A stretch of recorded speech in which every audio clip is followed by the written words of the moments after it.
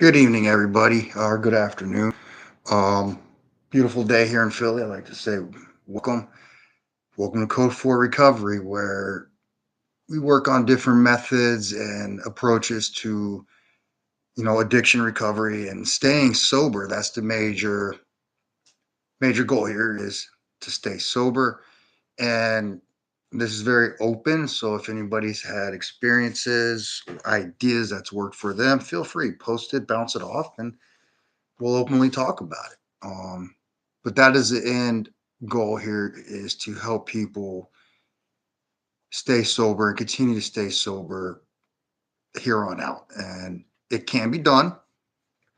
And I feel with Code 4, we offer that and we could all come together and help encourage that and bounce ideas and get the ball rolling. So first, I'm Rick. I'm an alcoholic.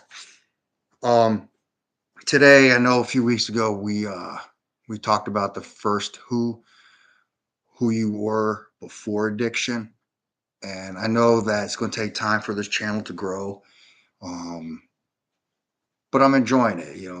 12 subscribers and followers is better than none at this point. So it's going to take time and like recovery and rehab, it's patience. Um, Taking your time, learning as you go, reading, researching, applying one day at a time, one step at a time. So the second who is going to be a little bit more of scariness. It's going to be intimidation to you yourself. You're going to have a do what they call confronting your demons. Um, this is who you were during your addiction.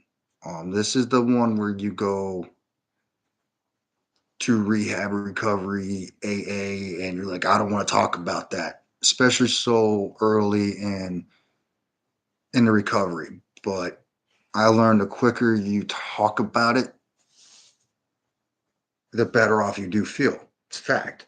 So how did I again? I'm going to rehash this. How did I come across this? Was at Harbor of Grace. Listen to stories um, to everybody, not just one time people who are in there and then walking a line. Or we don't judge. We don't care if you've been there one time and you're doing great, or multiple times and you're still trying to figure it out. This is what this channel's for. Maybe we could give you something to figure out and something that may help you, and you can put in your toolbox. But I came across this at the Harbor of Grace, which I fell upon on my own, like in deep thought. I'm not saying rehab was summer camp 2024. Far from it. No. Um, but I like the way it was set up. Yes, it wasn't complete, cut us off from civilization. We had our own rooms. We had a roommate. We had TV. you know, but they were monitored channels. You had your Spike TV, your news channels, your basic channels to. And by the time we got done, we were ready to fall asleep. We had access to technology where we could call our families. A lot of us ordered paracord. I ordered paracord, and it's just sitting here now. But I ordered a lot of books because I like to read, and that's where I came across what I call the four who's we talked about before. We'll go through them little by little over a 4 week span, or four increments, um, with like a week or two in between each. So the first one was who you were before your addiction, the happy times, the joking and the clowning and the enjoying life. Like I said, now second is the dark one, but it's only as dark as you take it. And this is where we're going to go into a little brief touch on the stoic thing, Amor Fati. Um, this is where we are the least comfortable talking about for a very long time. Why? We don't want to go to that because it's not that we're worried about it. It's a lot of times we are ashamed and surrounded by guilt. And it's a human emotion to feel like that. But you have to understand you have to confront that. You have to what happens is what moves in again, I hit this on the head. AA, acceptance, acknowledgement. I mean, accountability, my mistake. Acceptance and accountability. Um, if you want to say acknowledgement too, but there's a difference between acknowledgement and accountability. Make it work for you. That's all I'm saying is you got to make it work for you. Find out what acronym works great in your case. The quicker you could accept who you are and what we are,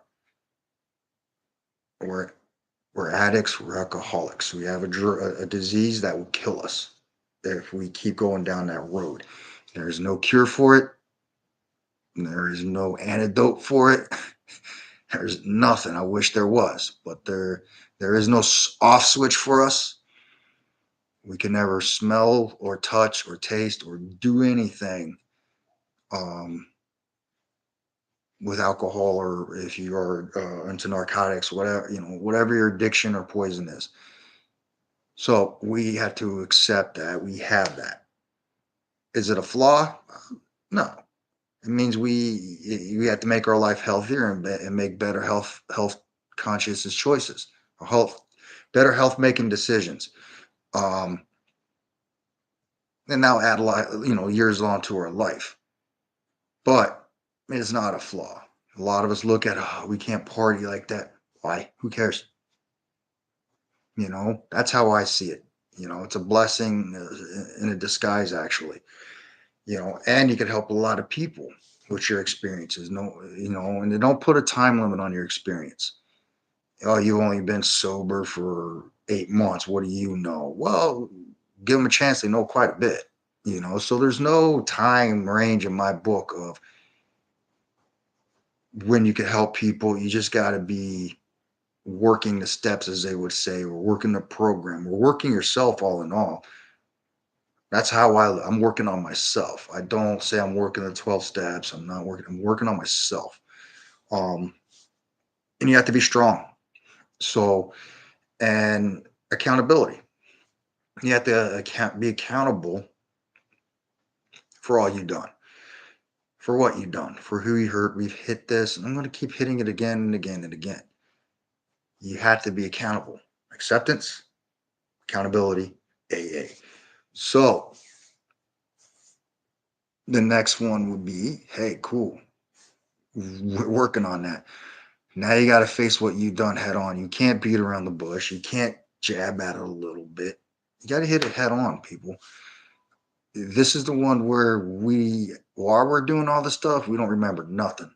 It's a blur. But as we start rehabbing and recovering, and our mind starts getting healthy again, and we're getting healthier, body, mind, body, spirit, is when we start remembering what we did. And that's when the guilt and the pain and everything just boom hits us at once. Those are strong emotions, and a lot of times it sends people right back off the wagon. They're right back to square one because they don't want to deal with it and confront it. You have to. This goes into the same exact drills that we did for who you were. you know um Self-realization and and self-visualization, where you're trying to remember memories of happiness. So now we got to remember memories of who we were during our addiction. This is done very easily. That pops out quick. I guarantee in a conversation, you're going to remember. A lot of us, we remember all the bad stuff, but then we try to cover it up with what we could find humorous. Sorry, there's nothing humorous about all we did. Um, but we got to face it in order to heal ourselves and attempt to heal with our loved ones. Um, this is done by, again, the same techniques, same things. Gotta talk to people, not the people you partied with or did drugs or alcohol with, the people who really know you and seen it firsthand through their sober eyes and the pain. You got to talk to them. You got to listen to what they have to say. Why? Communication heals. So you're also healing as you confront this with understanding of what you did. Because there's times we forget, but I can't remember what I did. Well, this is what you did. Well, if I was that far gone, I most likely did do that. And when we think about it, it does come back. Now it could be, a music, it could be a memory, it could be a smell, it could be whatever. You could just close your eyes and not fight it. Just let it happen. And you're gonna break down. You're gonna be guilt ridden. But these are all things I learned at the hog through listening and the training that they offered. Not just go there and rack up the month long so I don't get in trouble. I went there to begin healing for myself and for my family. And this is everything that when they were saying you have to eventually realize what you did, and you're gonna have to confront it, and you're gonna have to work with it. You have to face it. You have to face that. You gotta face the music, what you did. So the question is again, who were you during your part? We'll just say your drug drinking and drugging time. Whatever you did, whether you drank or you drugged or you did both. Who were you then? Because you got to understand who you were in the past. And this is going to go into a little bit of what Amor Fati is. And I have a couple good things right here I want to read. Amor Fati is not just about passive acceptance, but an active love for everything that happens to us. It is about seeing every event, whether good or bad, as necessary and beneficial to the grand scheme of things. This perspective is deeply rooted in the Stoic concept of the logos, a divine, rational principle that governs the universe. According to the Stoics, the logos does not err. Every event, every circumstance is a part of the cosmic plan meticulously woven into the fabric of existence. So, what does that mean in a nutshell? It means love of fate or love of one's fate. We have a bad habit of labeling experiences: bad experience, good experience, because we want to separate the two. The hardest thing we can straight say is, hey, I made a mistake. There you go. I just made a mistake. I don't like labeling bad or good. I just label them as personally as experiences. Why do I say label it as experiences? Because a lot of times people don't want to learn from bad. They want to shove bad in the closet. They want to put bad in the corner and only focus on the good. Well, we don't learn from constantly having good things, experiences. We are human, we fall. So I look at it as experience. And you got to love it. A lot of people don't want to love their past, but it's who we are. It's a part of that book. A lot of people say, I just want to throw the book away and write a new book. Life is your life. What you did or what we did is part of that. All you're doing now is we are just together writing a new chapter to that book. If you read a lot of good books, they have, you know, parts of the life's journey has been, full of downfalls and ups and downs and beatings and everything. But what that develops is resilience. If you turn your head, and we're just going to go with the label today, bad and good, just because it's easier for us to understand. When we were drugged, when we were drinking and drugging and partying and living that life, which we thought was going to be the great, which went to downhill real quick. Um, we become ashamed of that. We call that the dark. And now, like I said, the mind, you know, a couple weeks ago, I did one on the mind of an addict. We lied, we cheated, we stole, we hurt, we said things, we did things that just as that we never in our wildest imagination or dreams would ever have done. But we got to sit there and accept that part. That's in what if I take love of one's fate or acceptance of one's fate. It's not why me, why me, why did I do this? It's not self pity. Come on, you gotta let that go. It is what can I learn from this? And this is what this is about. It's not when you're looking back, oh man, you're going to go into that mind. Man, why did I do this? Ah, that wasn't me. Well, that's already done. That ship sailed. That's done. Take a step back. Close your eyes. Breathe. Yeah, everybody who's ever been to rehab, recovery, or who are veterans know about 4 count box breathe. Breathe in 4, close your eyes, hold 4, release 4, hold 4. And then repeat that until you start calming down and you can start meditating and thinking and confronting that. And that does help. It is an exercise. You can meditate. There's other ways to also remembering, but you're remembering to strengthen yourself. Remember, this goes into understanding the past and not ignoring the past, but accepting the past, being accountable for what you've done, learning from the past, and burying the past. The goal here is to get us all past that. It's not a bump, mountain. But as I believe Marcus Aurelius says, the object in the way becomes the way.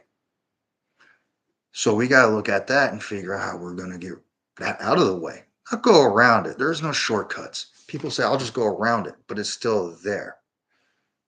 You got to figure out how to scale that mountain and defeat that mountain. Like I was reading stuff on Lord of the Rings. There's a lesson to be learned in J.R. Tolkien in Lord of the Rings. And a little jokes going around in the end of the movie. It showed these eagles. If you watch it, yes, I'm a little nerdy. That picks them up, flies them to the mountain, drops them off, and everybody's like, "Man, they could have done that at the beginning of the journey." But you're missing the concepts of that. One of the major concepts of that book, the resilience that is developed during that journey, the ups and the downs and the laughs and the cries and the mistakes that they made along the way. That is your life. We will have ups, we will have downs, and our biggest down was our drinking and drugging. And now we have to look at who we were in order to complete this journey called life, and that's what we have to learn from. The goal here, and this is it, is one I told in the very beginning. We got to accept the past in order to learn, to move forward, to have a better future for them all. And this is what that is about. We have to accept, and that is the hardest thing to accept. Excuse me, is all that we did, all the hurt we caused. But we have to.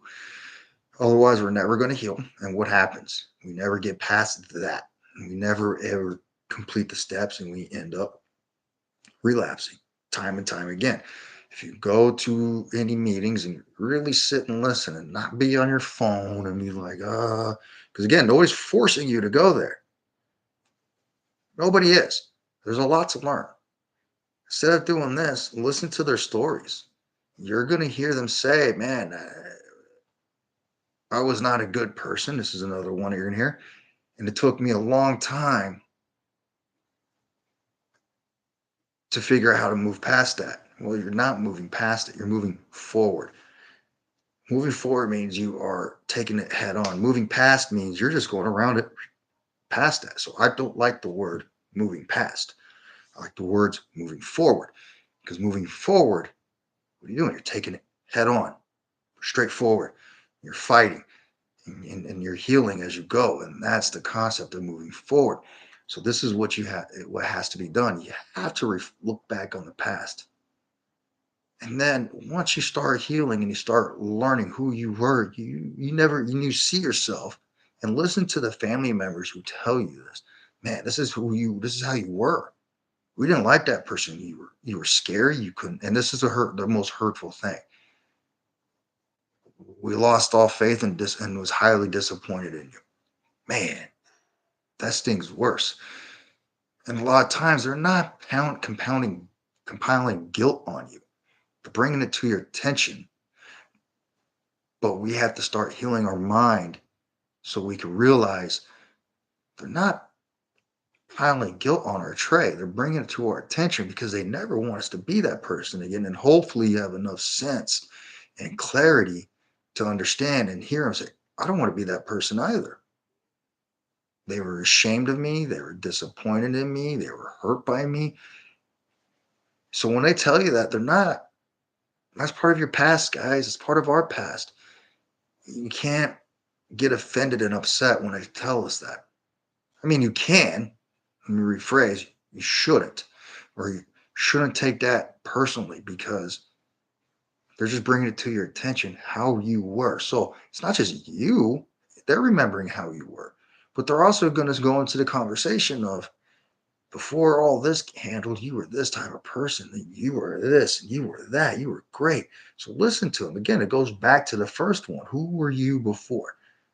And then they're going to tell you that to your face. Man, when you started drinking and drugging and your demeanor changed and your mindset changed, your health changed, your thoughts, they're just going to label it, throw it all on your plate. This is why that's set up. If you listen to how your family and friends are talking to you, they're telling you how you were before. So again, going back to, man, I can't remember. They do. They remember. Listen to it. Because then you're going to start remembering. Second phase. When you started, this is who you were. We're not talking about who you are, but who you were. That's going to light that flame to say, I never want to be that way. Your kids are going to tell you, your sister, your brother, your niece, your nephew, your aunt, your uncle, mom, dad, grandma, grandpa, it don't matter. They're all going to tell you, and they never want to see that again. So they're laying the road work out for you. You just got to catch it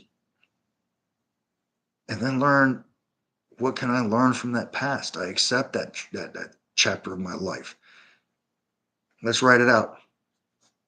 Let's look back. So when you're what I'm trying to get you guys to do, and it does work, is we reflect on the past once we bury them. So your goal should be you get strong at this. You are rising to the top. You could look back and feel little tassels of guilt, but not nothing you can't overcome. Like you could breathe and be like, I'm not that person no more. And bury it. And your goal here is when you accept and you become hold accountability for your actions, you bury that. You get the shovel, you get the tombstone and the plot, put that person there. And the only time you go back is maybe to look at, what else can I learn from this person? What else can I learn from that situation that I wasn't paying it? But now I'm clear of mind. I have clarity. I could look back. What more can I pull so I could continue to be stronger, or I could pass information on to the next one? And this is as we are alcoholics or addicts, that is our goal,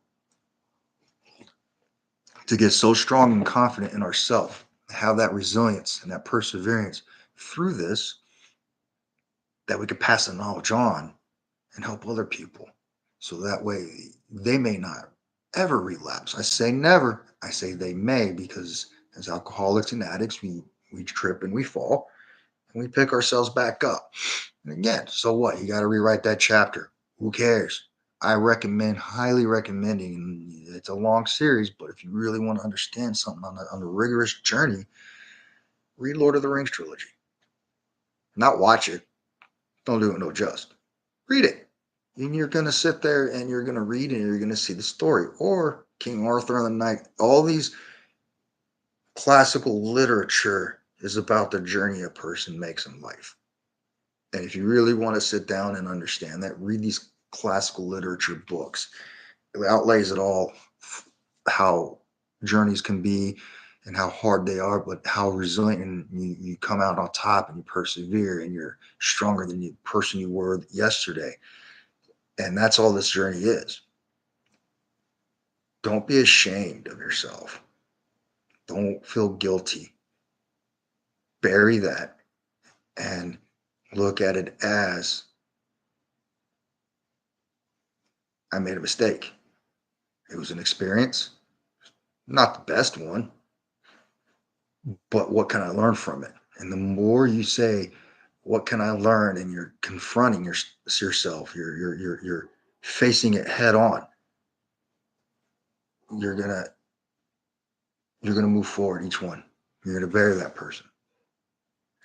And that's your ultimate goal. So you can stand over there, revisit the plot of your past and say, I love my past. Honestly, I tell everybody, we all say, man, I wish I never would have done that. Well, we all know that. I wish I never picked up the bottle because it led to nothing but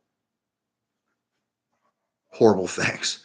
Um, but we can't go back and change it. All we could do is fix it. So that way we can't fix the past. We learn from it.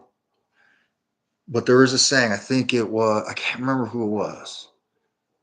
Can't remember whether it's Epictetus or Seneca. I love these guys. They said the past is also called the present. It is a present given to us. And that present is to learn. It is to learn from the past. That is what that is for. And this goes into journaling. So, guys, when you're going, get yourself a journal too. You could put whatever journal you want to label it as. You can have as many journals you want. As you sit there, and you could have a gratuity journal. They're not very much. In fact, not Barnes and Noble. That's how old I am. Amazon has great journals. They're like maybe $15. Um, you can buy as many as you want, and you can have one as a gratuity, a gratitude journal, memory journal, whatever journals you want to do. And you have your gratitude. You write your What that does, as I told you, is you start seeing the positivity, and you become stronger. Every day you're grateful for something, whether it's one. I don't care if it's grateful for a hot cup of coffee, bottle of water. Most of all, you're alive. And then as you're going through this, get that second journal. Write it as the second who was I during my addiction? Who were you during your addiction? And you write down everything. It's not to sit there and beat yourself. Say, man, I got more bad than good. It's an experience. Why? You're getting it all out. As you see what you did, you're reading what you did.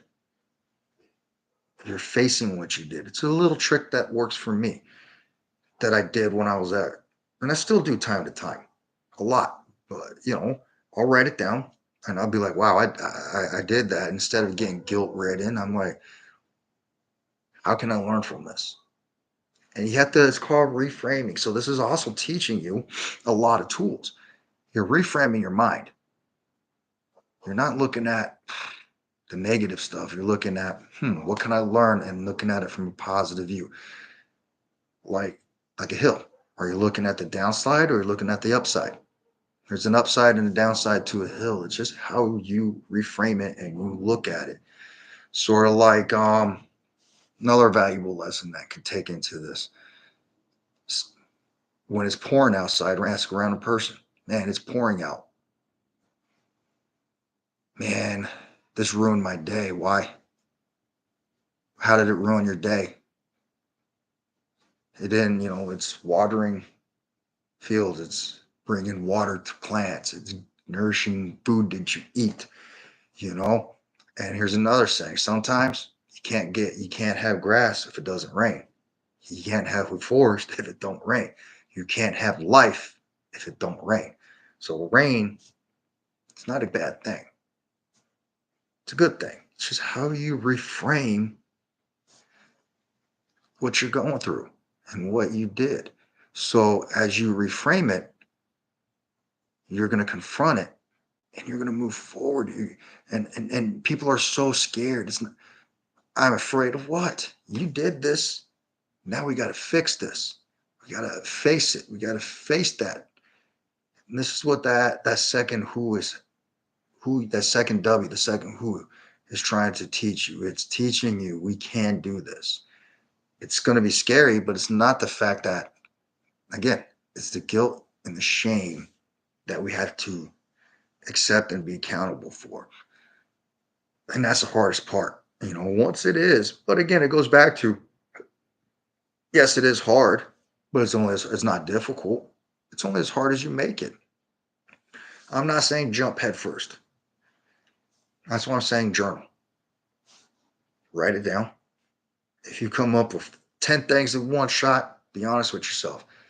Now write down, what can I accomplish first? What can I take on first? Bam, bam.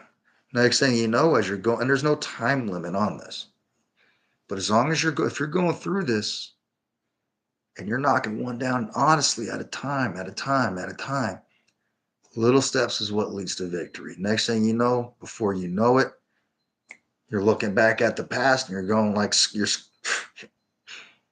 I learned a lot. What can I continue to learn? Let's keep forward. And you're arming yourself with knowledge to pass on to people. So then it goes into the third one. And those last two we will go over, which is the what we're trying to get to. Sometimes you got to go through the jungle to get to the city. And what's in the jungle? A lot of wild animals and poisonous insects and plants and just some stuff along the path that'll mess you up. But as you go through that and you come out on the end, you look back, I learned a lot of lessons, and now I can pass on the knowledge if somebody ends up going through that same path. And that's the objective here, is to look back and focus on Amor Fati. Amor Fati, again, is love of one's fate. And you gotta love everything about you. It's having compassion and understanding and love for yourself. A lot of people don't want to love that part of us. The first thing they say, man, what's there to love? I did this and this, but you're still here. You got to love everything about you, the good, the bad, the rough times, the beautiful times, the heartbreaks, the heart fix, you know, the success, the failures. You got to love everything about that, because that's going to build that resilience. And this is what rehab and recovery is about: acceptance and accountability, resilience, perseverance, strength, discipline, focus. That's what rehab and recovery is about. And I believe that if you get those in your life and you go through the four W's or four who's, when you get ready to do your 12 steps and your 10 traditions, and we'll roll with that too, you're going to be stronger, and you're going to have a plan. I'm not saying this is the way. I'm just saying, here's a couple tools that works for me that I passed on to other people that it works for them.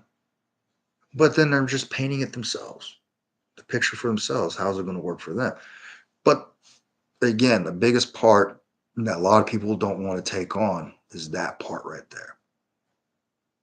And that is the missing piece after listening to stories and people's lives and talking to people. This is the beautiful thing about going to a meeting. You talk to people, and the vast majority of them most will always say, I didn't confront what I did in the past. I tried to hide from it. I tried to just put it in the corner. You can't put something like that in the corner. It's going to break out. You can't put it in a cage and hope it just lays there and says, oh, okay. No, eventually it's going to break out. And eventually it's going to rear its ugly head, and you're either going to have two choices. You're going to have to face that head on, or they're not. There's only going to be two choices that are made. You're going to face that head on, or you're going to relapse until you figure out how to face it head on. But you can't do none. Again, we all know that you can't make right choices when we're intoxicated and high. We don't make the best choices. So we got to do this soberly. And it takes time to do, but you're going to get out of it what you put into it. I believe in an aggressive style rehab recovery, facing everything head on, not at once, but little by little. And this is part of that. We got to face that, who we were while we were high or drunk. We had to face that. We have no choice but to. There is no skating around it and there's no circling around it. This is something we together have to do. And it's going to be a test of strength. I am straight telling you, strength isn't what you see on the outside. I've seen big people crumble because they're not strong on the inside. I've seen little people with more resilience and strength on the inside that is just remarkable. So we had to have that, in order for us to be successful in our sobriety. Because again, everybody always says, I want to be rehab and recovered. No, the ultimate goal is to stay sober. That's it. That's the main goal. And this is the precursor to the 12 steps. And it works for me. And I bounce it off of my sponsor. I bounce off other couple of people. I got some family members who are recovering and been sober for a while now. And I've gotten nothing but good, positive feedback from it. But again, it's what you want to take out of it and put in your toolbox. But don't dust it. Don't put it in the back of the toolbox and say, I'll do it. No, don't put off today. Don't put off what you can. You know what I'm saying? Just don't wait. Um, don't put off what you could do tomorrow, what you can do today. There you go. Get on that. And some of the drills would be pick a quiet place, meditate, open yourself up. And if 3 or 4 things come to you, don't shut down. Get your journal, write it down, and then let that process. The next day, read it. Face one thing at a time. And I tell you, the key thing is those 2 things: 100% wholehearted acceptance and accountability. And then don't let the feelings of guilt and shamefulness overwhelm that. Control those. There's a saying, we have control over our thoughts, our emotions, and our responses and reactions. Those we have control over. People say, I don't have control over that. It's too overwhelming. No, you do have control over how the guilt, just by accepting, I screwed up. I made a mistake. It was not the best moment of my life. How can I fix this? How can I face this? And then your goal is to stay sober. But how you get from point A to point Z, that's the journey. And the first 2 steps of the journey would be, who were you before? There's your happy thought. Why is it happy thought? Because as you're looking at these happy thoughts, you can say, I was once like that. I will be like that. Boom. So the second phase is going to be easy. As easy as you want it. Because you want to have that happy thoughts to sit there and overcome the negativity, the darkness that's going to want to say, ooh, let's go back and drink. Think about it. Man, I did this and this. I'm getting down. Think about a happy thought. Open up that happy journal. But when I was sober, I had people who wanted to be near me. I had people who relied on me. I had people who trusted me. Those feelings are even better. I'm going to be that person again. And it's amazing how you just have those 2 journals and you're going to know the goodness, if you let it, will always overcome the badness. And you're going to start healing. Seems weird. A lot of people like, man, that's some hokey stuff right there, but it does work. Think happy, like again, Peter Pan, happy thoughts, think happy. That's why they always tell you as a kid, be positive. Don't dwell on the negative.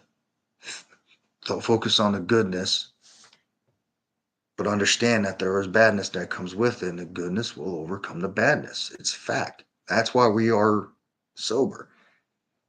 And sobriety should be the old. If that's all you want to put the focus on is that word sober, embed it, put it up. Sober, sober, sober. The minute you start feeling that guilt, use that. I'm here. I'm alive, sober. That's what you have to do to overcome those feelings of guilt and shame as you're going through the second who. Then use it. Find your little affirmations. They're there. There's so many tricks on tools, but the whole goal here is getting past all that guilt and shame. And that's what this is about. Getting past the guilt and the shame. Um, and that's the objective, and we are here. We have so much available resources and information and books and other YouTube channels I love to listen to on stoicism and mind and your mind power and how you could come out on top by changing your thoughts and your emotions. You have control over that, people. You got to realize that. This is going to develop that to where it shows you have control over how you respond and react. You become too over guilt, people run. Don't run. Face it. Look at that and be like, let's go. If you're starting to feel overwhelmed, back off. Take a breather. Go at it again. You're going to find out that over time you got control over that, and it's going to come to that was the past. I'm moving forward now. Now I'm focused on the now, the present, being here, not traveling back there. So you never have to look back unless you want to, unless there's a lesson you could pull. And the minute you could talk openly and freely and be 100% comfortable, you're ready to make the move on to the next one. But you've got to be able to openly, the minute if you're talking and you say, I don't want to talk about that, you're not ready to move on yet. You got to go back. Where am I falling short at? Why am I not comfortable? Why do I want to be open with this? Meditate, think about it, go back to your journal. You know what? I'm still dealing with this. Let me work with this first. Once you could openly talk, this is also why when they do AA and they ask for your story, hey, who has a story to tell? The minute you could open up and say, yeah, I'm so and so, I'm an alcoholic. This is my tale. And you're open, yes, you're going to get caught up with emotion. Emotion is good. Cry, let it out. They're not there to judge you. You're ready to move forward. You understand that. You've accepted it. You've held yourself accountable. Boom, and you're still you're gonna get choked up because that is a painful memory. But there's nothing wrong with crying. It's good. Now you're ready to move on. Heck, I give my story. I still break down. Because it's just there. But it's also it could be you could look at it as are these tears of real guilt or are they tears of real joy and happiness? Mine are tears of joy. Why? Honestly, because I'm moving forward and I'm happy with where we're at. And that's where you have to look at it at.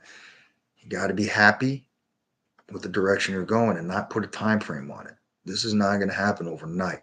It's going to take time. But what else do we have but time?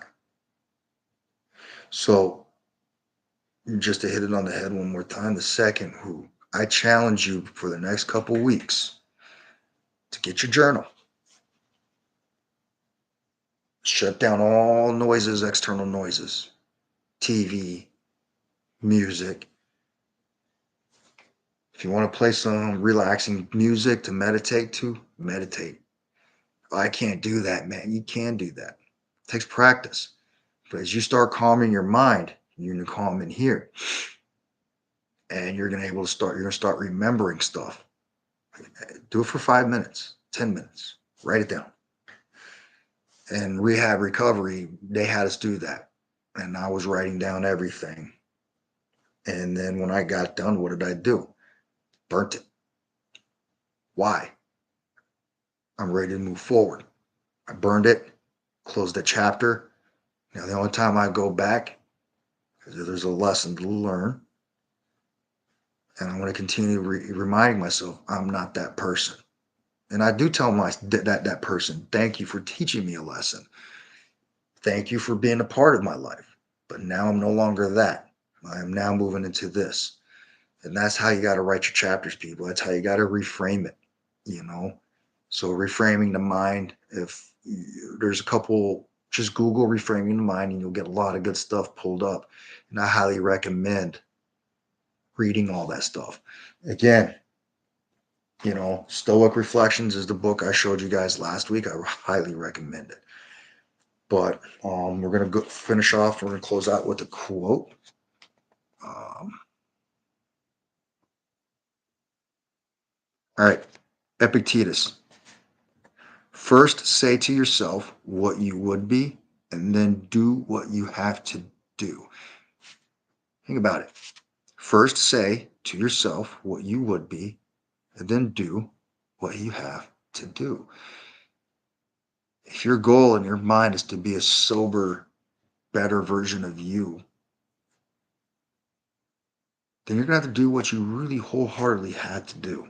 And that is face what you did. 100% armor up. We're not going to get into spirituality, but if you are religion and you find solace and comfort in reading the passages on armor of God, I'm familiar with that. Go for it. If you are not and you find more solace in philosophy and armoring yourself with philosophical quotes and from Marcus Aurelius or Epictetus, Seneca, or Cicero, then do so. Whatever gives you the strength. You're going to need it more than anything when you start this part, and you're going to see it. But realize you are not alone. You have 100 other people who got your back. So focus on that quote. I'll read it back again. First, say to yourself what you would be, and then do what you have to do. It's Epictetus. You guys enjoy the beautiful day. Thank you, and have a wonderful evening.